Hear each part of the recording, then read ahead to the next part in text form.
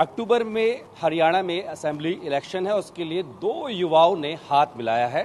एक हैं जेजेपी के दुष्यंत चौटाला और दूसरे हैं एएसपी से नगीना से चुने गए सांसद चंद्रशेखर जी, क्या फॉर्मूला तय किया है? देखिए, फॉर्मूला ये तय किया है कि हरियाणा में इस बार एडवोकेट चंद्रशेखर आजाद जैसी वॉइस को असेंबली जाकर कमजोर वर्गों के हितों के लिए संघर्ष करना है।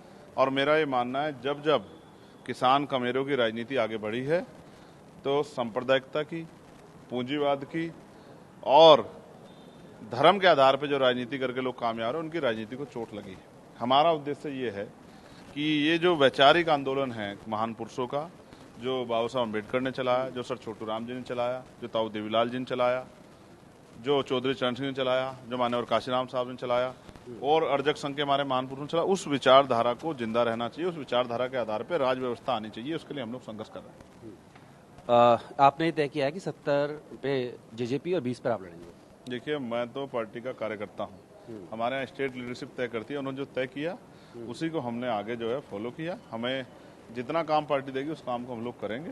हम अपने कार्य के प्रति जिम्मेदार हैं। जहाँ जहाँ ड्यूटी लगेगी जाकर मेहनत करेंगे, जन समर्थन जुटाएंगे, लोगों से अपील करेंगे कि वो हमें मौका दें। और आप देखना, जब हमें मौका मिलेगा हरियाणा में, तो हरियाणा से भी ऐसी मुखर आवाजें निकलेंगी जिस तरह से दिल्ली के पार्लियामेंट में आजाद समाज पार्टी की आवाजें गूंज रही।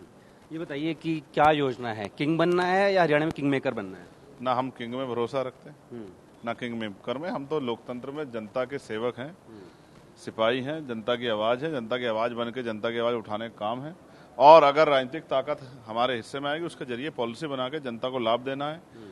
जो आज भूखे पेट सो रहा है उसको उस तक रोटी पहुंचानी है, जो बिना छत के सो रहा है उसको पक्की छत पहुंचानी है, जिस पर रोजगार नहीं उस हाथों को रोजगार देना है, जिस महिला को अपमानित करके बेइज्जत किया उसको न्याय दिलाना है, बाकी महिलाओं की सुरक्षा करनी है, उन तक रोजगार पहुंचाना है, लोटल एंट्री, संविदा, ठेकेदारी, आउटसोर्सिंग खत्म करा के पक्की नौकरी देनी है, नौजवान को सुसाइड की तरफ नहीं सशक्त करना है, किसानों को उनकी फसल के दाम दिलाने हैं, मजदूरों को न्यूनतम वेतन दिलाना है, तमाम तरह से महंगाई पे लगाम कसनी है और एक स्वस्थ समाज बने, जातिहीन समाज बने, भाईचारा बने, लोग आगे बढ़े, प्रदेश को कुशलता की तरफ, खुशहाली की तरफ जाए। यही हमारा लक्ष्य है। जाहिर सी बात है, जब हरियाणा में जाएंगे वोटर्स के बीच तो आप सरकार की बुराई करेंगे, एंटी गवर्नमेंसी की बात करेंगे, तो जेजेपी भी उसका हिस्सा रही है।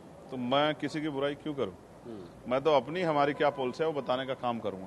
और जो सरकार की बुराई है, जो किसान आंदोलन के समय थी, उनमें महिला पहलवान, उसको उनको जो उजागर भी करना है, जनता के सामने भी रखना है। हम कोई, फिर मैं आपसे कह रहा हूँ, चुनावी समझौते इस बात को ध्यान में रख के आगे बढ़ाए जाते हैं कि राजनीतिक शक्ति बने जिसके जरिए भविष्य की योजनाएं बने। भूतकाल में जो जो हुआ है वो हमारे याद है, जिन सरकारों ने किया वो भी हमारे याद है। उन सरकारों को निस्तनाबूद करना भी हमने पहले लाइन से कहा। हमने जब पहली बार हम बैठे, यही तय हुआ कि भारतीय जनता पार्टी किसी भी तरह से भविष्य में भारतीय जनता पार्टी के साथ शामिल नहीं होना है, उनकी मदद नहीं करनी है। ये बात तय करके हमने आंदोलन को आगे बढ़ाया। फिर मैं आपसे कह रहा हूँ, जिसने बुरा किया उसकी आलोचना होगी और फिर ज्यादा समय अपनी पॉलिसी बताने में खर्च करना, ना किसी की आलोचना पर। वो राजनीतिक मूर्ख लोग होते हैं जो अपने 1 घंटे का, मैं सिर्फ 40 मिनट का समय किसी की बुराई करने में खर्च करते हैं। हम 1 मिनट नहीं खर्च करेंगे किसी पे। हम पूरी 59 मिनट और 59 सेकंड को अपनी पॉलिसी बता के लोगों से जन समर्थन, आशीर्वाद लेने के लिए खर्च करें। अच्छा, अगर 19 जैसी स्थिति बनती है जहाँ स्पष्ट बहुमत किसी को भी नहीं था, जेजेपी ने उस वक्त चुना था बीजेपी को, इस वक्त ऐसी कंडीशन आती है तो किसकी तरफ जा सकते हैं? कांग्रेस की तरफ या बीजेपी की तरफ? सब लोग राज कर लिए, अब लोग राजकाज हम लोगों को दो, कहीं को चक्कर में पड़ना है। उनसे समर्थन मांगेंगे अगर पड़ी? हम क्या कह रहे हैं, अब उनको ये तय करना है कि भाजपा को रोकना तो हमारी मदद करें, क्या दिक्कत?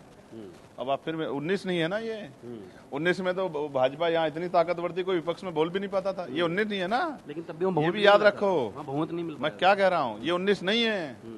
19 में तो 19 की सरकार में तो दिल्ली, यहाँ संसद में कितने मेंबर ऑफ पार्लियामेंट को बाहर निकाल दिया गया, सस्पेंड कर दिया गया, कानून बन गए ओवर क्रॉस करके। ये 24 है, यहाँ सब लोग सीधे हैं, सबको एक दूसरे की सुननी पड़ती है, आलोचना भी होती है, उसको सहना भी पड़ता है। हर एक आदमी जन भावनाओं का सम्मान करता है और वही मुद्दे जिन पे राजनीति है। 19 में किसने नारा दिया जातीय जनगणना होनी चाहिए, बताइए ना? क्या जो आज का अलायंस है, इंडिया अलायंस, इसने नारा दिया जातीय जनगणना होनी चाहिए? क्या आरक्षण पे बात हुई? क्या सेक्रेटरी कितने हैं, सचिवालय में अधिकारी कितने हैं, यूनिवर्सिटी में कुलपति कितने, किसने पूछा था क्या? ये 24 है। जब मैंने कहा ना किसान कमेरों की राजनीति की बात होगी मंडल की राजनीति की बात होगी तो राजनीति का स्तर बदलेगा। आज मुद्दों की बात हो रही है और देखो मुद्दों पे बात होगी। अच्छा, मैं आपसे एक चीज और पूछूंगा। हरियाणा की जनता के सामने आपके जैसा एक विकल्प और है, इंडियन नेशनल लोकदल और बीएसपी भी वहाँ चुनाव लड़ रही है, तो उनको आप क्या कहेंगे कि उनसे इतर आपको क्या अलग देने वाले हैं? मेरी मंगल कामनाएं उनको है। जनता ने जिस तरह का समर्थन उनको उत्तर प्रदेश में दिया, उसी तरह का समर्थन उनको जनता वहां भी देगी। आजाद समाज पार्टी का समय चल रहा है, नौजवानों का समय चल रहा है। आजाद समाज पार्टी भीम आर्मी के नौजवानों में ऊर्जा है, और जिनमें ऊर्जा और जिनके मनों में कुछ कर दिखाने का जज्बा होता है, वही लोग कामयाब होते हैं। हम लोग अपने रास्ते पे चलें और हमें विश्वास है, संघर्ष से हमें कामयाबी मिलेगी। यूपी में आपको सफलता मिली, उसके बाद आप हरियाणा जा रहे हैं, आगे क्या? बधाई दो हमें इस बात। बधाई दे रहे हैं। आगे आगे भी कोई योजना है? हरियाणा के लिए भी बधाई दो। अभी जम्मू कश्मीर में लड़ेंगे? जब देखिए ये पार्टी के फैसले हैं, पार्टी जो फैसला लेगी हम लोग उसका सम्मान करें। मैं आपको बधाई देता हूँ कि मीडिया के साथ ही लगातार हम कमजोर वर्गों की आवाज भी उठाते हैं। आखिरी सवाल, मायावती जी को बधाई देंगे?